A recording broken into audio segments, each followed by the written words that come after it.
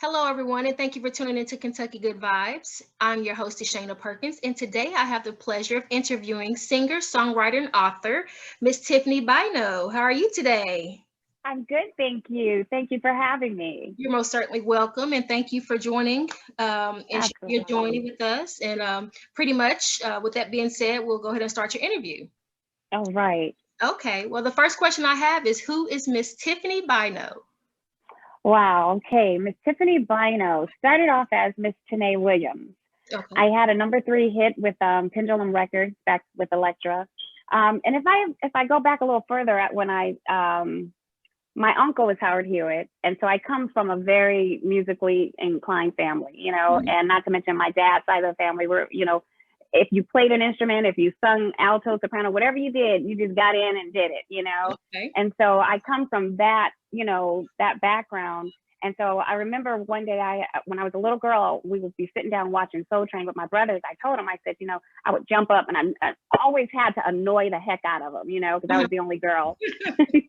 So I would jump up in the middle of them watching their show and I would say, I'm going to be on Soul Train. I'm going to be on Soul Train. They're like, Mom, can you tell lady to shut up?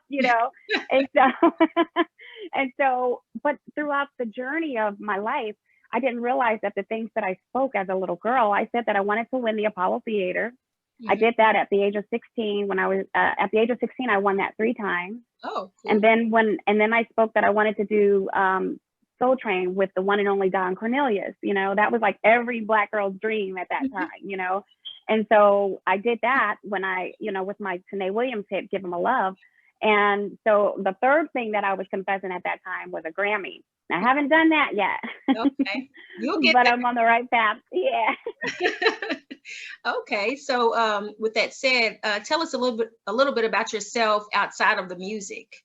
Like what? Absolutely. Mhm. Yeah. Well, I took a hiatus from the music for a while because my daughter was born. And when she was born with dextrocardia. And dextrocardia is she had a reversed heart. And so at that time, she was like the third child in the country to ever have it. And I always knew my life wasn't my own, so I knew that I didn't breathe life. And, I knew that I had to lay my life down to make sure her world was okay. So music, what I ended up finding is that I began to write, my husband and I began to write songs that was taking us through the journey of these things, because she ended up having 2 open heart surgeries. And it was interesting because they had to actually put a mirror in front of her heart Hmm. to kind of to do what they had to do, because otherwise they wouldn't be able to see it in the proper way, because it was reversed. Mm-hmm. And not to mention, and she had two holes in her heart as well. So with that being said, she's now she's 24 years old. Oh. She has had no ailments, and the thing is that they said that with dextrocardia comes Down syndrome and a lot of other different, diseases from that. She has none of them. Everything that they told her that she was not going to do, which was cheerleading, gymnastics, and maybe in the future have a baby, and everything that they told her that she wasn't going to do in the beginning, she's defying all the odds. Into that. So that, if you really want to know who Tiffany is, I think that's who really makes Tiffany up, Mm-hmm. because um, the books that I wrote, the first book that I wrote is titled Ugly Duckling No More. And the reason why it's titled that is because I found myself when I was growing up, I went through a lot, as we all do, and as I'm finding out. But Mm-hmm. when you're in it, you just feel like I'm the only one. It's Yeah. only me. Mm-hmm. So, but I'm finding there's a lot of other people that have gone through these things as well. But my book is about how, you know, we as humans, because I don't want to just say a woman or a man or a boy or a girl, but we as humans, as we have to always give ourselves room to evolve, Mm-hmm. and not look at ourselves at certain awkward stages, because we all go through them. Yeah. But what I realized that helps is the surroundings, the people around you as you're developing. So the people around you, if they're not encouraging you and uplifting you and inspiring you, and just, to be great and be the best you that you can be, but meanwhile picking out flaws and picking out things. And to see what happens is, as an adult, you grow up, but as an adult, you have to sort those things out, you Mm-hmm. know, and that's what this book is about. It's about, really finding yourself and then sorting through some things and understanding that, what, it's okay. This is what brings you to the next book. It's okay to be me, made extraordinary. Okay. Great titles. Great titles. Thank you. So, how long have you been in the industry? Oh my, I've been in the industry since for a while. Okay, okay. I can take that. I can take that. I'm only 25 though. Okay, girl, you look good. Like, don't crack. 1 year older than my daughter. Look. Okay. Well, you look good regardless. Thank you. So, what's the biggest misconception that you've experienced as an artist? Wow. The biggest misconception I've experienced is, you know, one is when you're a young artist is really just understanding that when you are about the business, you know, because a lot of times you ran into that seducer producer type of thing, and and so just staying true to who I am, And one of the interesting things is I was just telling my son this the other day. I said, the generations to come is not that we want you to not take the things that were passed down from our generations and the generations beyond, it's not that we want you to run wholeheartedly with what we give you. Is the fact that there is some moral conduct that's threaded in those generations that you're going to need to apply with what you need and what you have already available for you in this generation, And so that's, and for me, that's what it's about. It's about really the journey that I've gone through, equipping other people to understand, that it's, and then when we talk about me, because it is a me book, but it doesn't just stop there at me, because if you realize as women, we're nurturers, we give, So when we give, that's when we're at our best, is when we're giving. Like when you blessing your child or somebody, you'd be like, oh, that just feels so good, right? And so we're nurturers, we give, and that's what we were created to do. So when we step over into a selfish place and say me, me, me, now it's okay to step over there and have that me time. Yes. But the important thing is, what are you putting in you when you have that me time? Because see, that me time is what's going to sustain you to then do what you were created to do, which was nurture, Yeah, and see, with me, it's more of I feel like I've done so much for others. So when I get time to myself, I can't think of myself, because I'm still thinking of helping them or doing them. It's like, I have my own downtime. Like my mama say, I'll keep the kids this weekend. Okay, cool. Yeah. But the whole time she has the kids, hey, what's the kids doing? She's like, hello. Like, you're okay. You have your time. Yeah, that's right. That's right. And it's important to, because you have to replenish yourself so that you can continue being, who you need to be in their lives, And it's important to, to get that and to receive it and then to go and give it. Exactly. Because that's how we do. We give it and we receive it and then we give it, So, what are your hobbies and interests? Okay, I love. On my downtime, I'm always roller skating. Okay. Yeah, I love to roller skate. I said I haven't done that in a while. I used to do that every weekend, but it's been years. Yeah, I just picked it up maybe because I was a diehard roller skater. And I picked it up again maybe about 2 years ago. And, I love it. I love it. It's the best form of exercise for me because I love doing it, So that's my exercise. Okay. Yeah, I'm kind of scared to get back on the skates. Yeah. It's a little slow now. Like even when I'm like, I could have caught myself back there. Okay. I tell you, we took my grandson skating, and I'm rolling around, and they weren't skating at the time, and I'm trying to just get my little groove on at the moment. And I wasn't adjusting to the fact that it's a wood floor, and I had my own skate, So I went, and there's a guy, he's watching his little daughter going around the thing, And so I'm rolling next to him, I'm like, what? I just tumbled. And so then when he came back around, I went over to him and I was like, hey, you didn't catch that on video, did you? For real. Tiffany Bynoe on video. Okay. Like, no, let me see that on Facebook.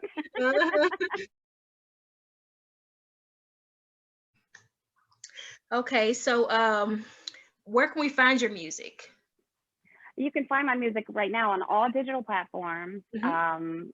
All digital platforms. My book, I would say it should be coming out late summer, mid fall, I would say, early fall, I mean. And this happens to be, I'm waiting for the other one to come in. This is the Me book. Okay. This is the one that's titled Me, which is the Made Extraordinary, which is a journey that you can take yourself, you know, just unlocking some things within yourself. And, you know, it has spaces to where you can jot down your own notes and your information, and, you know, and it becomes your journey to where you now have become, well, not only that you've become, but you've tapped on the inside, and now you know that you've been made extraordinary. Okay. You know, so yeah. Like read the back of it, because I like to hear that. Absolutely. We say, we often go through times in our lives comparing ourselves to what we see in the world. Today's images can make you feel like you don't fit in, and you find yourself asking, why not me? This causes insecurities as well as self-esteem and identity issues.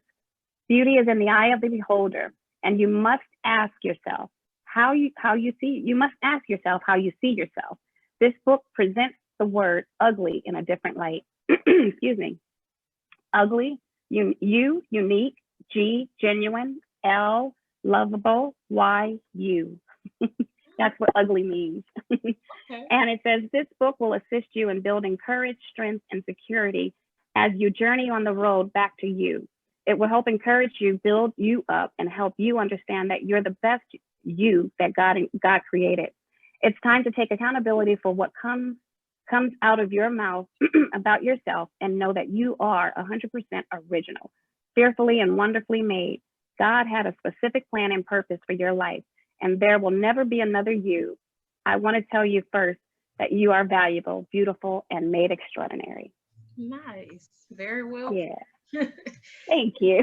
So you said that book could be purchased on Amazon, or? Yes, I guess it would be on the digital platform for the books as well. Yes. Okay. So is that just for the paperback, or is there an ebook as well? It's both paperback and ebook. Okay. And what's the price for that? We're still working on prices and everything, so I should have everything, like, just keep posting. I mean, keep watching my my Facebook, my Instagram, my TikTok, all those things, and I'll keep you posted as to when, you know, they come out and they're available for everybody. Okay, so on the TikTok videos, do you do all the dancing and all that? Oh Lord, you know, it's so funny because I'll bust in my daughter's room, and you know, when they do the certain thing, like Corvette, right? So I'll bust in her room, and she's like, "Mom, hang it up." I'm like, "I gotta learn it." Look. She told you to hang it up. She's like, "Hang it up, Mom." I'm like, "I gotta learn it." And she's so funny because she'll be at work and she'll go through my TikTok and she's like, "When'd you do this, Mom?" I sat there, and some of the dances, you know, okay, I have to go and scoot over to her. I'm like, "No, that's yours. You do those." But you know, most of the ones I like the acting. You know, when somebody does something funny and then you act like that person, and they're, you know, I like to do all that kind of stuff. And I'm just now learning. It took my little 11-year-old niece, who is like a TikTok fanatic, you know, numbers off the roof at 11 years old. It took her to come and show me how to use it. See, I still don't know how to use TikTok. I just signed up the other day, and I was like, I don't know what to do. I like know. I'm kind of scared to post a video because I might post something else, and, you know, because I mean, I still haven't even got a view, and I'm like, what did I do wrong? But oh well. Right. look, I'm 40, going on 41, and my kids tell me, no, Mom, don't do that. Just like your daughter. Yeah. Don't do that, Mom. Let's start a Snapchat. They're like, no. I know. Like, what you doing over? Like, oh, I'm on Snapchat with my friends. I'm like, oh, should I start one? No. Right. No. Look, they tell us stay on Facebook. I'm like, hey, we took over Instagram, we took over TikTok. Exactly. Look, we coming for you kids. We coming. Ready or not, we coming. Right. Okay. We're not the average moms and grandmas these days. For real. So any words of advice for those seeking to get into the music industry? Yes, I would definitely say stay true to who you are, Hmm. but also know that when you have a creative team around you that knows more, and that is just that, the creative team around you, take that, you know, take what they give you in consideration, because I know you may want to do what you want to do, but when people have been in it for a minute, you know, there's a collaboration that can take place. And if that collaboration isn't taking place, then it can't be just one way, Hmm. because something will be missed. You got to take heed to the older ones that have paved the way, and that can give you insight, as well as we have to take heed to them as how to operate these new systems that are coming out. So but one of the things with me is I've always been a conscious artist. Hmm. So I'm very conscious of the energy that I release. I'm very conscious, of what I say, Hmm. and so and if that's who you are, then stay true to who you are. And if you love doing other things, then stay true to who that is. But at the end of the day, just be happy with who you are, and know that it's a journey and you evolve. So don't try to cram everything in one season. Hmm. Learn, evolve and grow, and give yourself space to make mistakes and to grow and to evolve in that throughout that journey. But take heed to the older ones and the advice that they give you. Exactly. So, let's see, future wise, where do you see yourself in the next 3 to 5 years? Wow. Well, I see myself sitting on Oprah's platform and sharing my books, and as well as sharing my journey, because I believe that my journey has a lot to do with why I am who I am. You know Hmm. what I mean? Like, I remember my daughter, this is one story, and I'm and it's a tearjerker a little bit, but I remember when my daughter was having her last surgery. And see, the important thing for my husband and I was to make sure that she was around, you know, a miracle atmosphere, Hmm. that she was around people that just knew God could do exceedingly and abundantly above all. And so we're not only just singers, but we're licensed ministers as well. So we found ourselves really just locking into the word and locking into that atmosphere, of peace and of assurance that God had it under control. Hmm. I remember my daughter, her last surgery, they gave her oral anesthesia before they would give her the ones that would completely knock her out. So you would have a little more time to hang out. So I'm in there talking to her in the room, and she's getting groggy, and I could tell it was almost time to go. And so me and the doctor looked at each other. We knew. And so I said, okay, Gabby, mommy's going to be right on. Her name's Gabrielle. I said, Hmm. okay, Gabby, mommy's going to be right on the other side. When you wake up, I'm going to be right here, And so I'm trying, and I'm a crybaby. So I'm trying, even though I knew God was good, I just still didn't like seeing my baby like that. And so I'm walking out the door, and I'm pushing the door, and Gabby says, Mom, I'm not scared. And I was like, oh my gosh. I said, good, How old Gabby, was she? good. How old was she She then? was 9. Oh, She was 9. And she said, no, I'm sorry. She was 11. She was 11, okay. getting ready to turn 12. Okay. And she said, I'm not scared. And I said, I knew that if I continued on in that conversation, I didn't want the last thing she saw was me in tears. And so I'm still trying to push that door open to get out that door, right? And so she goes, and after a while, once everybody meets my daughter, you'll see this whole bubbly personality. She goes, well, don't you want to know why? And I said, and I had to do nothing but turn around, give her my utmost attention, and say, yes, Gabby, tell me why. Tell me why.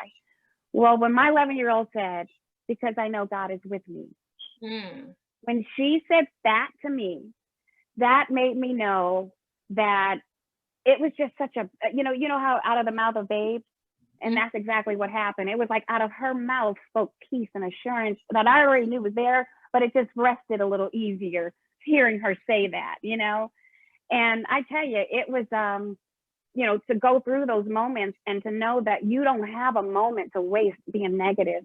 Mm. We go there. We have our times, but we don't have a moment to stay there. Yeah. We have to, as humans, encourage each other, and really, when you're not around somebody that can enlighten you or in charge or charge, Hmm. that engine inside of you, then you need to, check Read. your surroundings. Yeah. Redirect. Yeah, reset. Yeah. And that's exactly what I believe happened throughout this pandemic. It's Hmm. been a reset, Yeah. you And know? a lot of people, a Yes, lot of people have yes, found their purpose. They're starting yes, businesses. They've, yeah, they figured out, who they were, just being able to that's right. sit still and saying, That's huh, right. And there. you know what? A lot of them, I'm not to cut you off, but a lot of them that are finding those businesses Mm-hmm. have struggled to start their businesses. And now God has opened doors for them to just walk right into these businesses and walk right into, yeah. So if you really, you know, it's a pandemic, but watch God, you know what I'm saying? Yeah. Me and my, Yeah. me and my sisters, we was talking about that the other day. I was like, when we was growing up, did you ever hear about them giving out stimulus checks and Right. you know, No, PPP loans and stuff? And they're like, no, nothing. never. I was like, now's your chance. Take advantage. Right. You know, everything. take advantage of it. Start that business that you've always wanted to start, and you know, and be true and loyal to your customers. You know, Yeah. you know. Yeah. So yeah, do that. Okay, so do you by chance have a minute to sing a snippet of one of your songs?